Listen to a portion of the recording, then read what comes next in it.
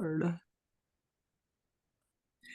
everybody, welcome back to another episode of Circle Up and Get Real, where by now you know we talk about things that matter with people who matter. And the secret is that's really everybody who wants to talk to me matters. So today, who matters is Joy Torkildson. I can't even say your last name, Torkildson, who I first met, oh my goodness, Joey, 4 years ago, maybe 5 years before the Probably 4 or pandemic, 5. Yeah. right? Yeah. Yeah. We were both in the real estate world at one point. Joey still is. I am no longer. And we connected on a lot of really cool things. You had a podcast at the time, Joey, called The Grind. Mm-hmm. And we can talk a little bit about that because the grind shifted from the grind to the ungrind, which Yes. was really fascinating. And you connected me with some cool people. And when I put out this call to see who might be interested in being on my podcast, you answered right away. So it's Yeah. so great Thank to you. be here. Yeah. You know what? First of all, what a cool way to reconnect. I mean, that's what I think is awesome because we have known each other for a while now. And so I think it's really cool to go, you know, enough more action like this needs to happen in the world where someone puts a bid out Yeah. like you did. I'm putting a bid out to the world. And then, I saw, oh, I haven't connected with Jody for a while. Let's do this dance, right? Like, I think it's so great. So I'm so grateful. And I feel very, very honored to be able to have this conversation with Oh, you. that's great, Joey. Thank you. It reminds me that what any of us do for a living or do in our lives, or the doing of our lives, is not nearly as important as the being behind it to me. Yes. Right? Yes. Yes. Because, well, we connected first about real estate because we had that in common. And you live in the cities, I live in Fargo, so we're not that far apart. We've never really met in real life, though. Have we not? No, we No, haven't. Isn't that funny? I know we're not I that far love apart. that. You know what, again, I just love that too because I don't feel that way, Uh-huh. and a lot of the times with people that I am connected digitally, Facebook, podcasts, stuff like that. I mean, that's what I think is cool about social media is I can feel connected to people. Meaning I think there's an energy still that both of us exude on why we're like, oh, you know what, Jody's cool, Joey's cool. Let's just be cool and be friends. Hopefully one day we do meet.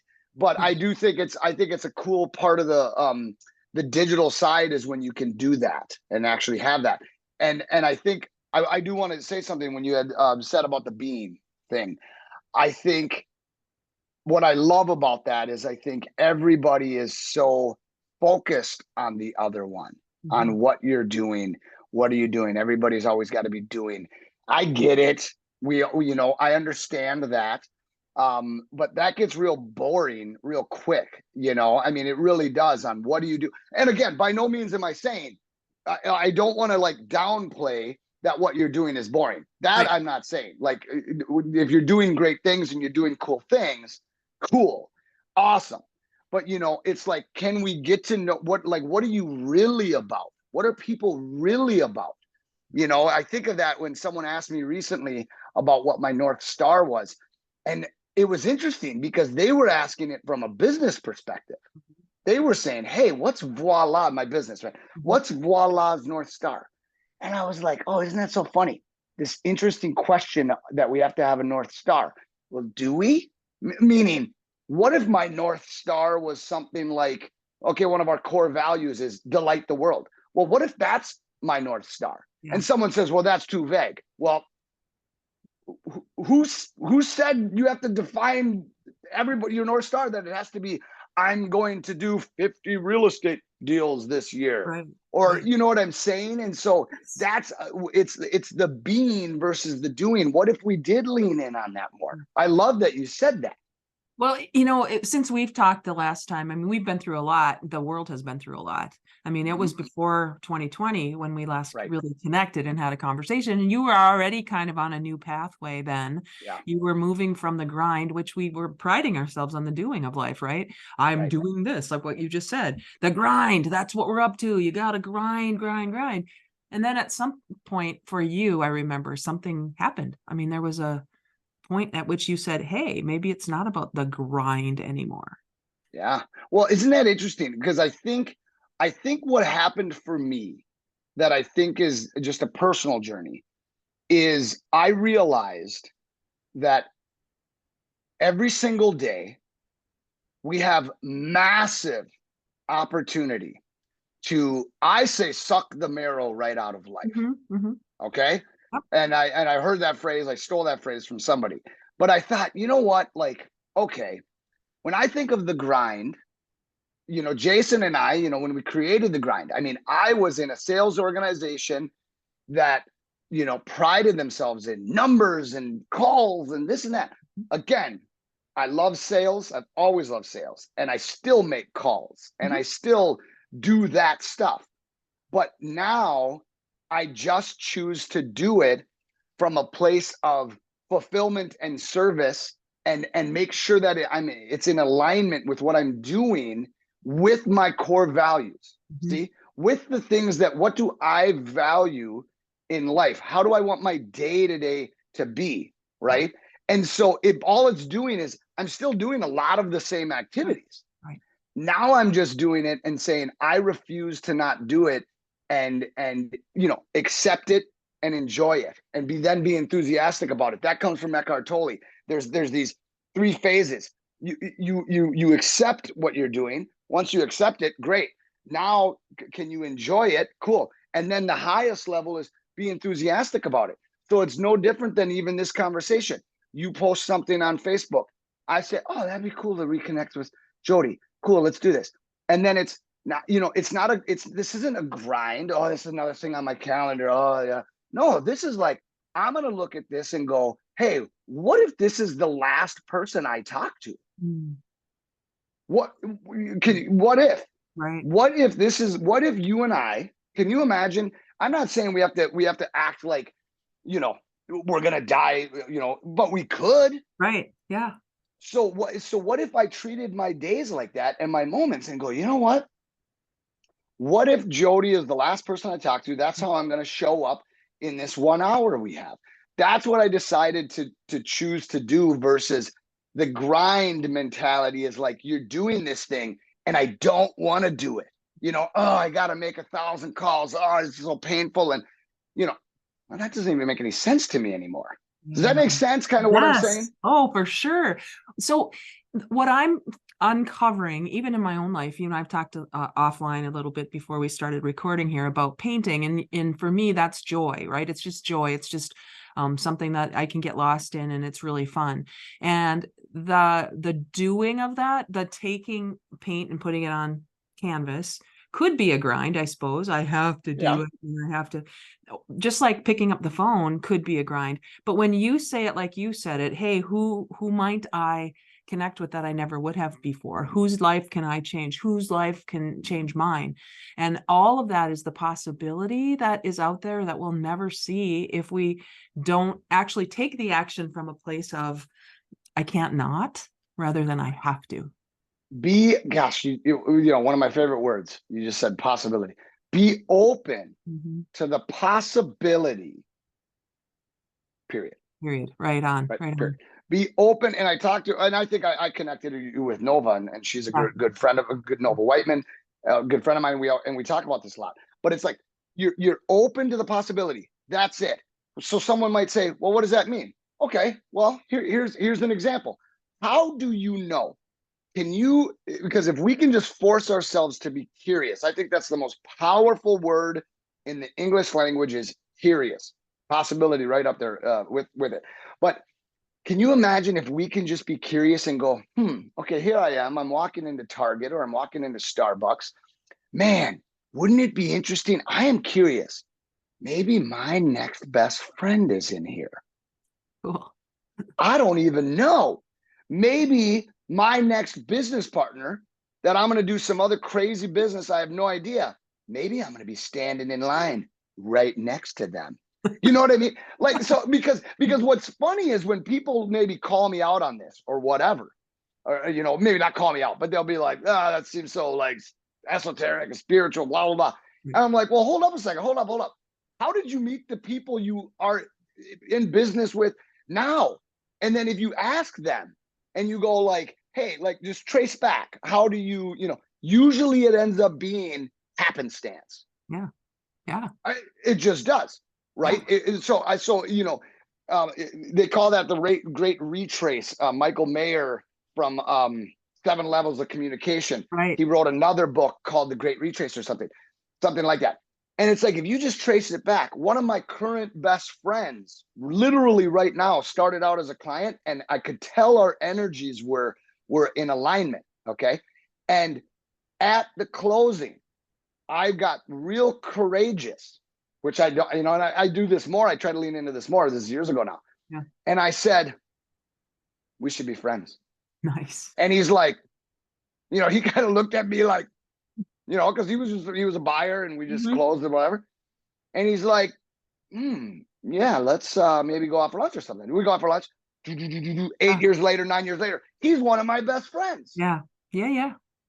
Because I was able to say the lines, we should be friends. So the point is, my point is that we have to be open to the possibility.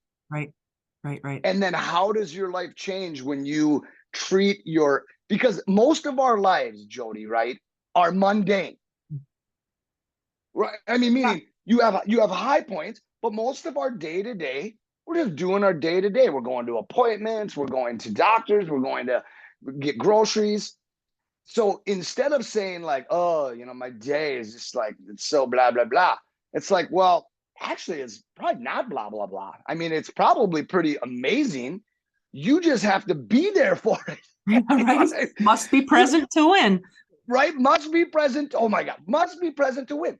Right. That is exactly it. And so really the only thing when we talk about like why I went from the grind to the ungrind and this whole like spiritual kind of, maybe a mini awakening for me was the fact that I realized that I get to choose how I interact with the world. Yeah. Simple. Yeah. It's simple, but if you think back, was it something that, was it a painful realization that had you say, okay, well, what do you want to tell me what it was? Well, I mean, I think you're realizing, okay, what's so funny is that from the outside world, this is important. I looked successful. A lot of money, this and that, things, stuff, da, da, da. This persona online, everybody's like, man, this guy's got it together. Cool. Why don't I feel like that? Yeah. Why don't I feel like that?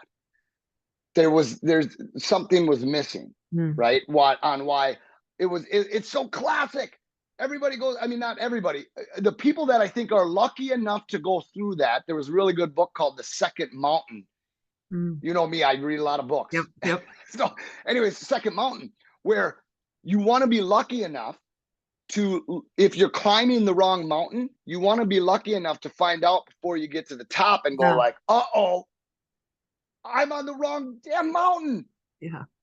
See what I mean? Yeah. And so I realized that there was a gap. There was something missing. There was like, why am I not being fulfilled? Oh, that's weird. Duh. All these external things, well, they can never fulfill a calling, or they can never fulfill when we talk about being versus doing. These things they can't create happiness. They're like little drips of dopamine. Oh, you get a little money, you get a little cool car, whatever. Well, none of that stuff is actually very fulfilling per se. Right. It's very short-lived.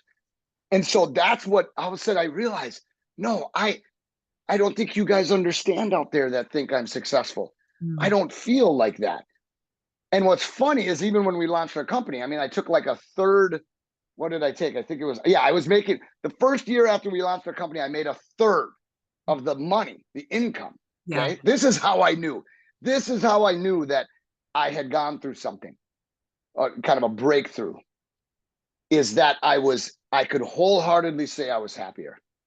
Well, then I go, well, wait a second. Okay, then money wasn't it's not like I wasn't in poverty per se, but then I go, oh wow, interesting. So more money, that was an irrelevant factor. So then, you dive into these things and go, well, what was it? How did I start acting?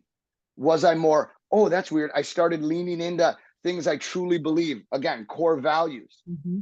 If you ever ask somebody what their core values are, they don't know. They really do know, because you go, well, what do you value in life? What do you value?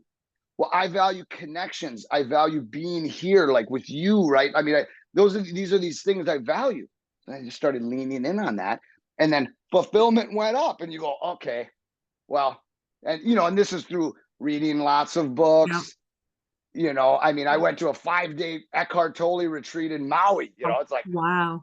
right? It was awesome, and it was awesome. But again, so you're talking to mentors, and you're talking, and you're kind of trying to figure this out. But that's how that journey kind of transpired.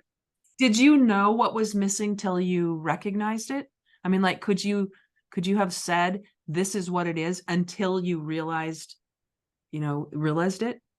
Well, no, because I don't think I could, and I would say that maybe most, and I don't want to generalize and say most people don't, but I do think that you chase things that you think. Mm-hmm.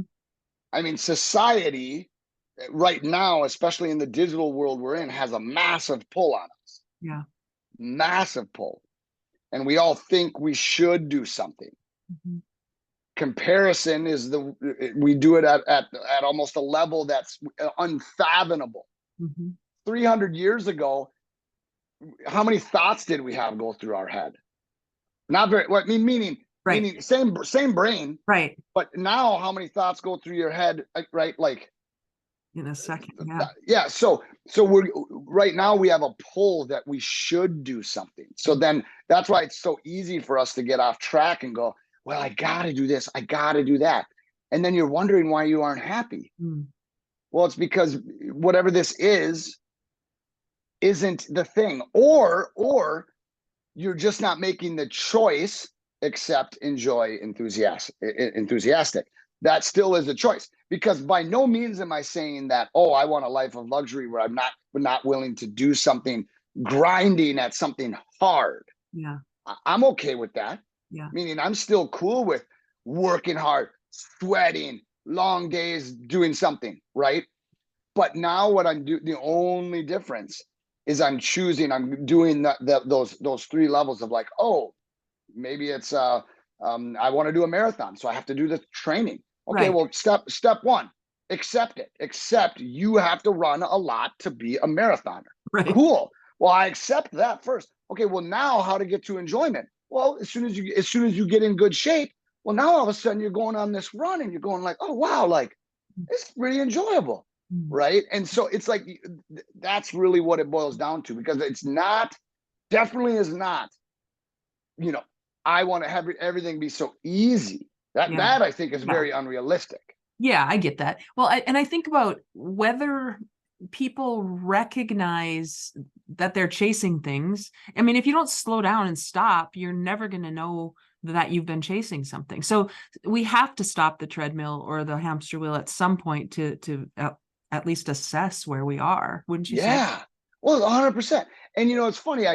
There was a book I was listening. I can't remember the name of the book, but she said it. She goes, this line she said just hit me. She goes, I just don't think life is about being born, chasing stuff, and dying. Yeah. And I was like, okay, you're right. You do have to sometimes stop and go, wait a second.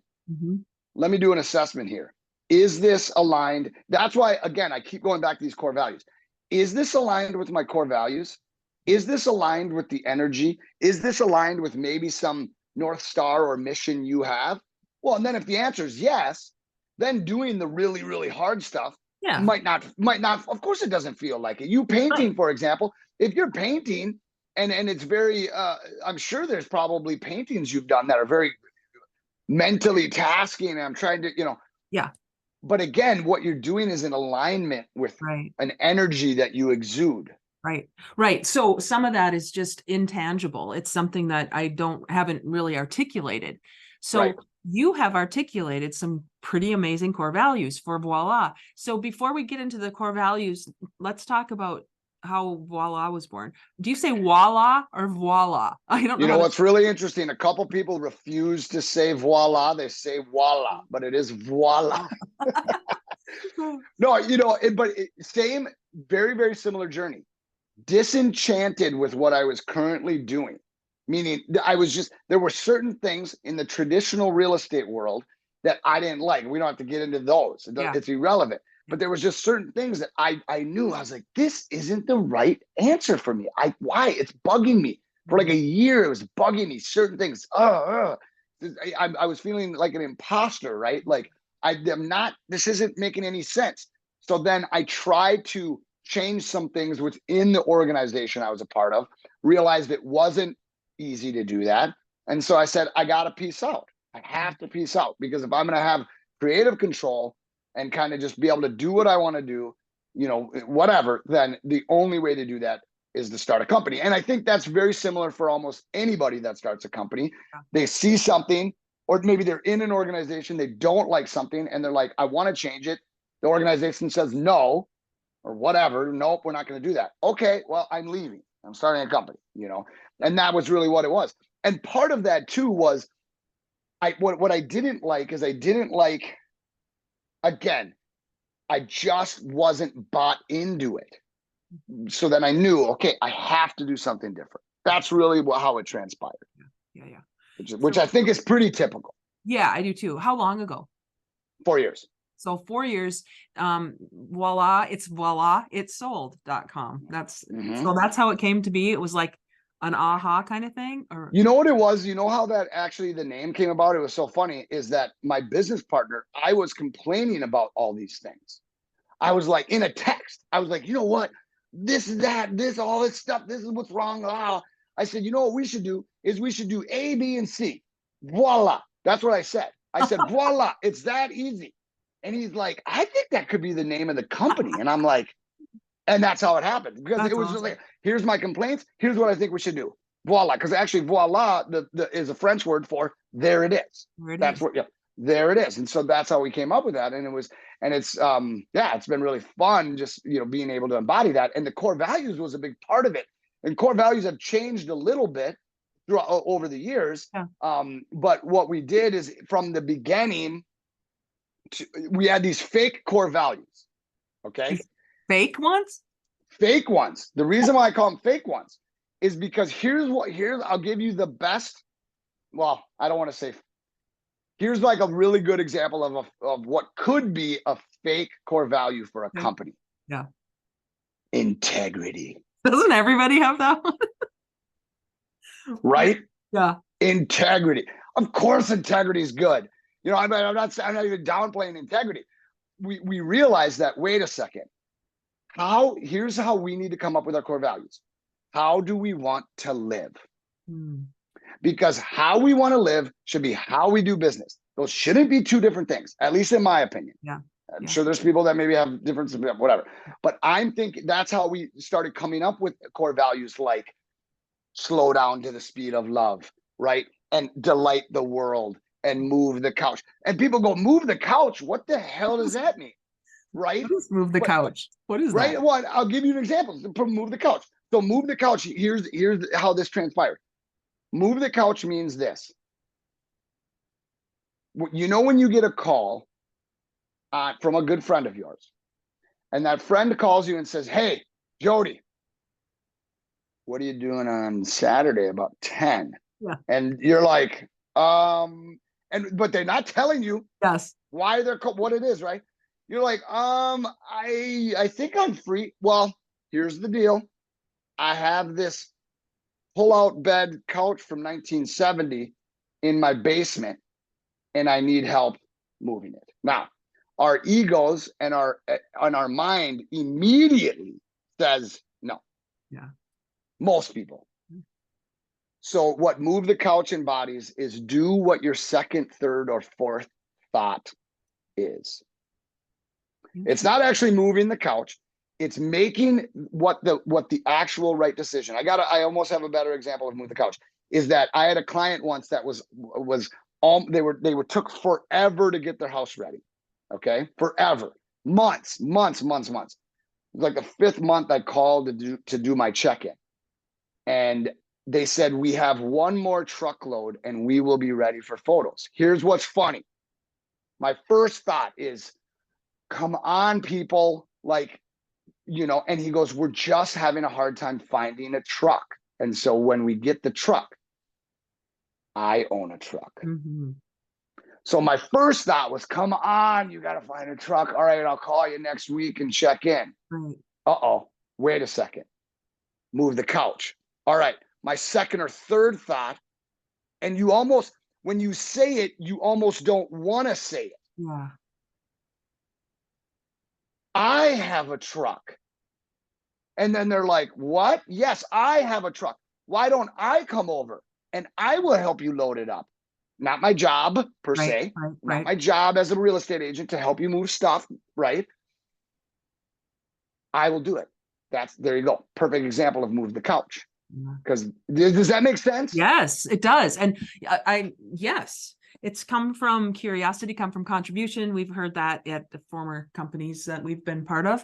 And I think they're very valid. I love that you said the first thought is probably never the best thought, because it's never is from emotion instead of a thought.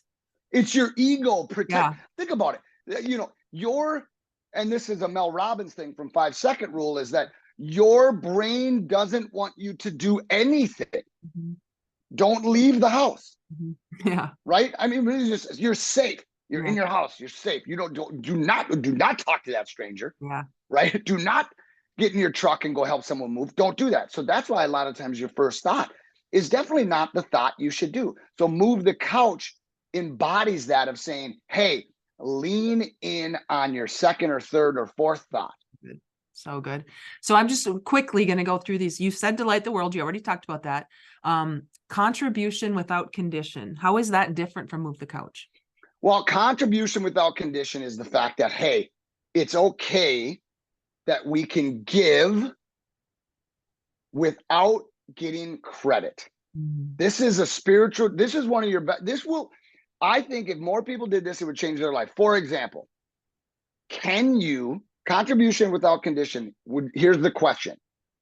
Can you go do a super duper crazy, awesome, generous act and not post it on social media? Yeah. If you can do that, you are embodying contribution without condition. Because normally, what do we want to do? Take the selfie. Yep. I just donated $1,000. I'm not saying I did. I'm saying I just donated $1,000 to this person in need. Look, yeah. Chick, take this. See what I'm saying? Yep. That's not contribution with a condition. Now, that's a spiritual journey of all spiritual journeys. To be able to do that and be like, I'm going to do this good deed, and then I'm going to fade into the distance. And that's it. You maybe even do a good deed without telling someone your name. Yeah. I'm going to do this good deed, and then I am just releasing it, right? Yeah. That's contribution without condition. So good. Okay, so that's different from move the couch. And then slow down to the speed of love. You sort of talked about that one. So tell me more about that one. That's about presence. Because it's kind of remember when those bracelets, what would Jesus do? Those bracelets came out, this is years ago, 20 years ago, something. Very similar in the sense of what would love do. Somebody, someone maybe is, I'm sure you've run into somebody in the last year or two or something where they started opening up to you randomly out of nowhere. Maybe you were rushed. Maybe you had to get to an appointment and someone started maybe being vulnerable with you, because vulnerability and authenticity and that those things don't have great timing some of the time. Yeah, right. Okay. If that makes so anyways, slowing down to the speed of love means what would love do? Got it. What would love do in this situation? Perfect. Love it. How about wear sweatpants? Oh, this is one of my favorite. All it really embodies is to not take ourselves too seriously. So wear sweatpants really just means, hey, come on, listen, we're a speck floating on another speck in a universe full of specks. Are we really going to worry about the mustard stain on our shirt? This is very Michael Singer from Untethered Soul. It's very much in in the same vein that he kind of talks about. He once said, actually, I heard him on a thing on a podcast, and he says, "Do you realize that right now out in the universe, and it was a real thing, they had seen like two stars colliding or something, Yeah. and it was creating the same amount of energy, like 5,000 nuclear bombs going off at the same time. It would like vaporize Earth." Yeah. And he says that's actually happening out there right now. So do you think really your deal that fell apart is that big of a deal? Or you know what I mean? And again, this isn't irresponsible in the sense of like, I'm not downplaying the seriousness of people's lives. I'm just saying, let's try not to take ourselves too seriously. Love it. How about bounce, not break? Resiliency. That's all about resiliency, because again, life is hard. Mm-hmm. So instead of breaking, crumbling, it's okay to hit the ground as long as you bounce and not stay down there, because that's the nature of life, right? That's like failing forward. I mean, we have to try stuff and see what works. Have faith and be patient. And again, just know that a lot of the stuff, a lot of the juice of life, it's going to be mysterious on how it comes to you. Very mysterious. That's a very kind of like a karma philosophy. I'm not saying I believe in karma per se, but it's a very karma philosophy in the sense of, it's that Zig Ziglar quote: "You'll get whatever you want in life if you help others get what they want." Right. Now, the reason people have a hard time with that is because they want it right now. Jody, I help you. I want you to help me right now. Jody, I give you a referral, and I want a referral back immediately. Right. That's the issue. Yeah. Have faith and be patient is like, listen, get in alignment with what you value in life. Give, have good energy, enthusiasm, okay, as much as you can, and know the fact that I don't know why or how, but things will just kind of like work out. Right. It's right? So true, Joey. It's so true. This once we get into this spirit of universal principles and the laws and all that kind of stuff, it's hard to argue with laws of the universe. Have you ever read the Raymond Hollywell book, the 11 spiritual laws or something like that? That one was really helpful because there are certain universal laws, like the law of reciprocity, the law, we all heard of the law of attraction, but there are these universal principles, and this is one of them. Have faith and be patient. I love that. Everything will work out in the end. If it's not worked out, then it must not be the end. So that's that is right. Isn't that the truth? I mean, that in itself is a sense of, because sometimes I ask people like, well, look at you're here walking around. Things have worked out pretty good for you. They go, what? Well, what do you mean you're here? Right? I mean, just the fact that I know that sounds so funny, but just the fact that you exist, especially in America, like you were born in this spot. Like, I mean, again, I say this flippantly. I understand there's suffering in the world. Right, right. So by no means am I downplaying that. My point is that it's like, listen, things just will work out if you have. That's why you have the choice.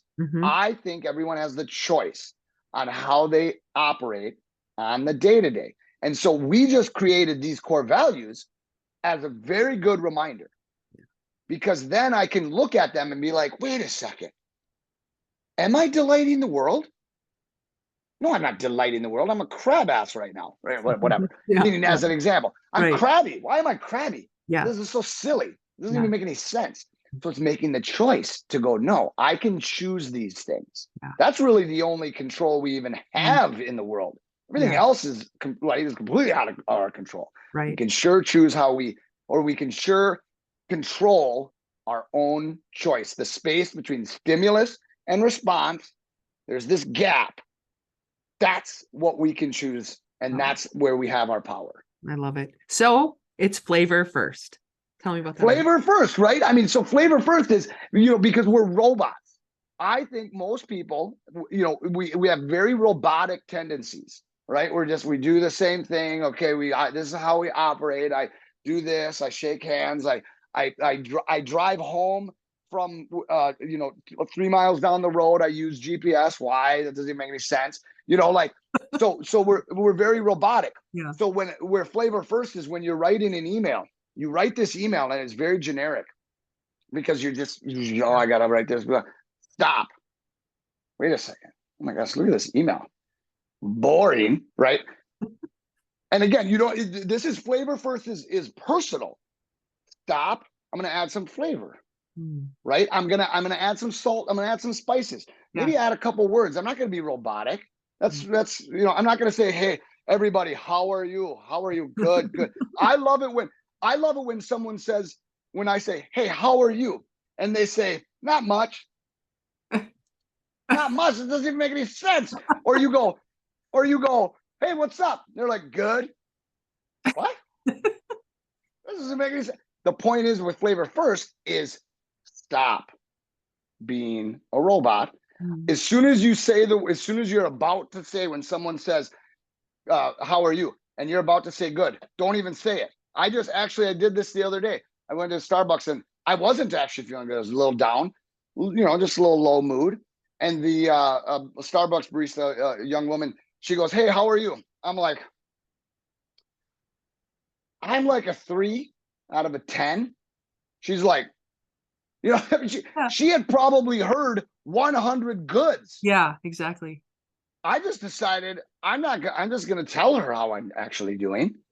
How many of us do that? See, so that's all flavor first is. I love it. I love it. So what you're demonstrating, Joey, and everybody who's listening, I hope have gotten a taste of the real Joey, because this is what it means to be real. And it doesn't mean, I don't think, Joey, that we're always like up and high. You said I'm a 3 out of 10.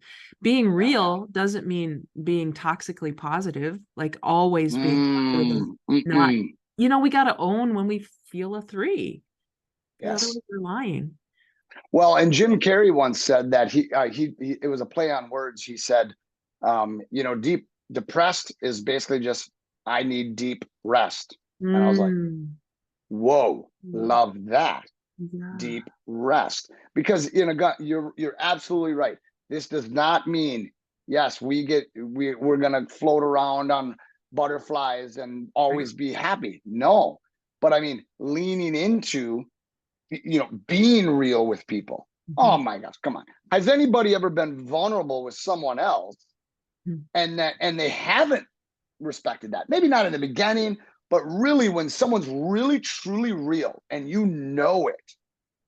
A really good example of this is actually, I went to a thing called Soul Degree, which put on by Chris Robbins, and he gets men together. And we do this 5-day event. It's in Vermont. He's doing Vermont and somewhere out west. Anyways, Jackson Hole, I think. But anyways, the very first thing we do, is men from different walks of life. I don't know any of them. We get together and we all get 10 minutes to talk. Why are you here? Why are you coming to a men's retreat called Soul Degree? Right? And no one else can say anything. And if you don't use the whole time, we just sit in silence. Okay. Wow. Right. So we're kind of circled up in this thing. But the first guy in my group that went, the very first guy went because he says, okay, Chris kind of just said, hey, who wants to go first? That type of thing. And somebody volunteered and he went from 0 to 1,000 miles per hour right now, meaning suicide, drug abuse, divorce. I mean, he just let it out, right? And of course, we're all like, whoa, okay. Maybe taking it back for a second, right? But then all of a sudden you feel okay. So we're going to be real here. Yeah. I'm so glad he went first because all he did was he said, I'm giving you all, he didn't do this, but I'm saying the way he did, I'm giving you all permission to let it all out. Yep. Now's the time. Yep. And I'm like, whoa.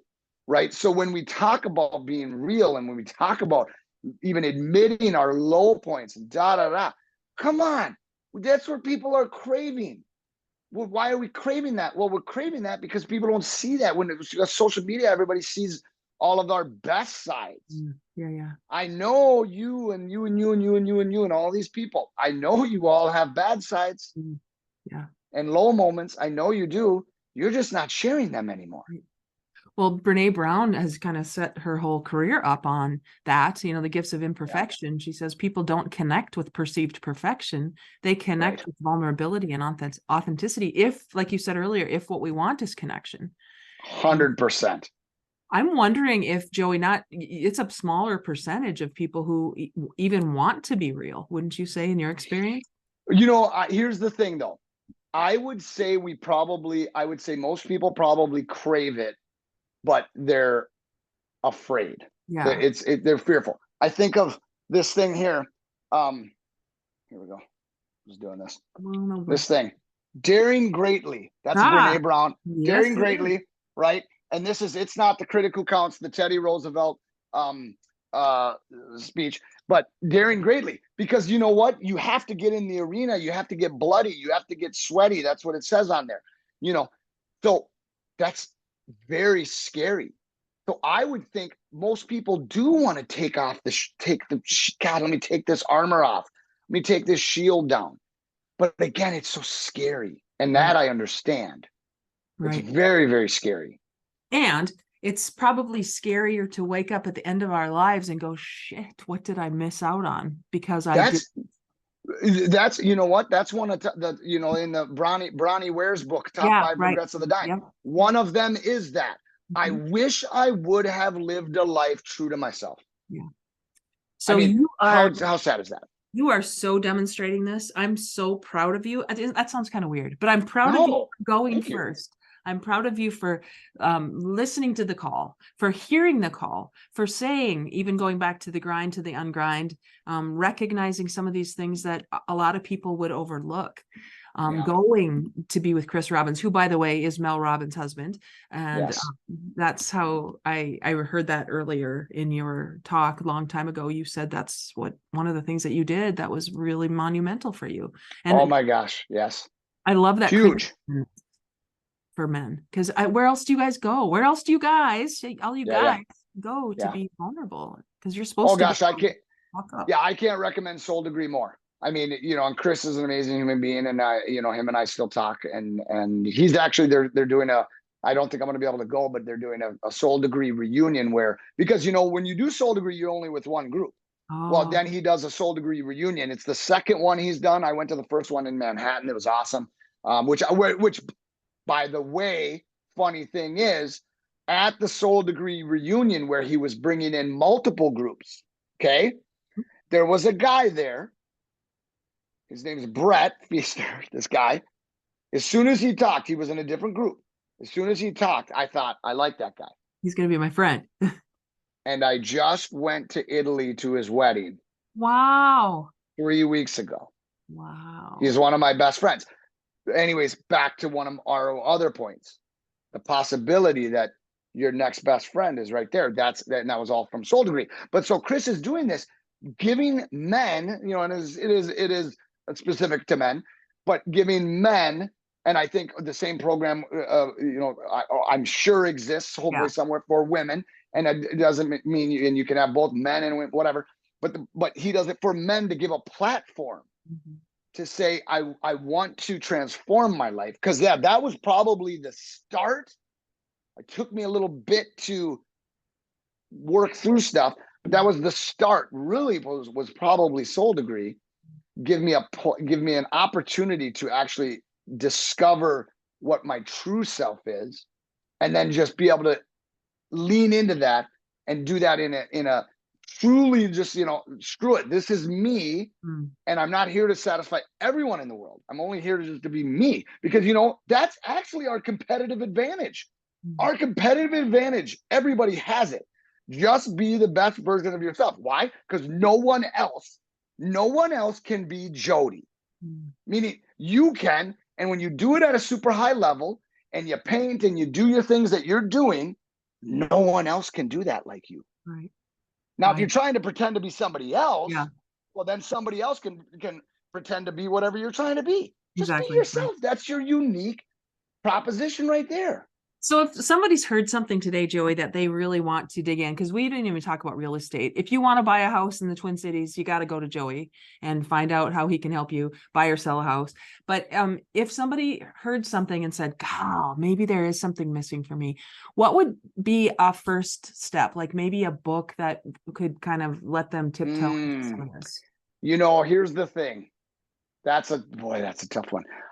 I think the most digestible book out there that will get you to go, whoa, is The Untethered Soul. Yeah.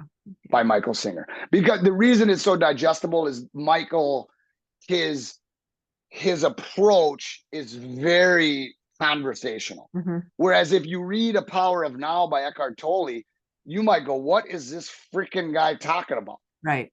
I have no. Whereas The Untethered Soul, I think, just kind of, it's almost like a kind of layperson's like way of being like, oh, like, hey, have you ever thought about this? Have you thought about that?